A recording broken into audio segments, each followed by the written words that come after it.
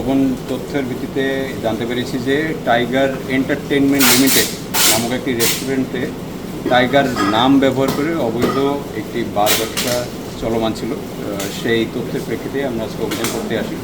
অভিযান করতে আসার পরে আমরা যাচাই করে দেখলাম যে বার নামক যেই অবৈধ ব্যবসা, সেখানে আমরা ট্রেড লাইসেন্সে কোনো এরকম পাইনি এখন পর্যন্ত। এই হোটেল বা রেস্টুরেন্টের নাম হচ্ছে টাইগার এন্টারটেনমেন্ট লিমিটেড, অথচ বাইরে সুন্দর করে টাঙানো হচ্ছে টাইগার বার মার্কেটিং করার জন্য। ইতিমধ্যে আমরা বিপুল পরিমাণে মাদক এখান থেকে পেয়েছি, যার সিংহভাগই হচ্ছে গিয়ে বিদেশি মদ।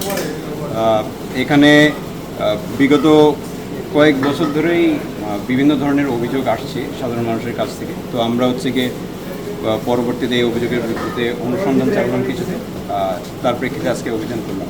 আমাদের অভিযান এখনও চলমান। সবশেষে আমরা জানতে পারবো যে কী পরিমাণ বিদেশি মদ এখান থেকে রিকভার করা গেছে। প্রায় 1-2 সপ্তাহ যাবত এরকম তথ্য পাচ্ছিলাম, যেটা আমরা একটু নিশ্চিত করার চেষ্টা করছিলাম আর কি।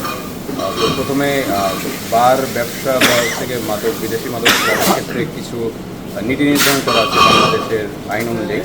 তো ফরেন লিকুইড আনলে সেটা চালান থাকতে হবে, সেটা ব্যবহারের জন্য লাইসেন্স থাকতে হবে, কী পরিমাণ বিপণন করা যাবে সেটারও একটা পরিমাণ থাকে। তো আমরা এসব কোনো ডকুমেন্ট এখানে সরেজমিনে আসার পরে পাইনি।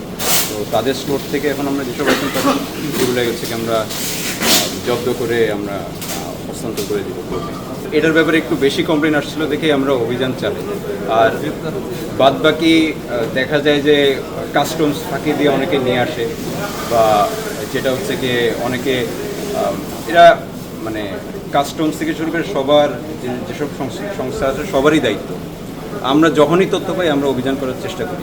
ভাই আজকে কতজন আটক আছে?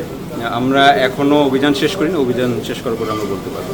আরেকটা বিষয় হলো উত্তরাতে এরকম টাইপসের আরো কতগুলো ভার আছে, এরকম কি আপনাদের কাছে কোনো তথ্য এটা আছে? আপনারা এটার একটা সমিতি আছে, সেখান থেকে ডিটেল ইনফরমেশনটা পাবে।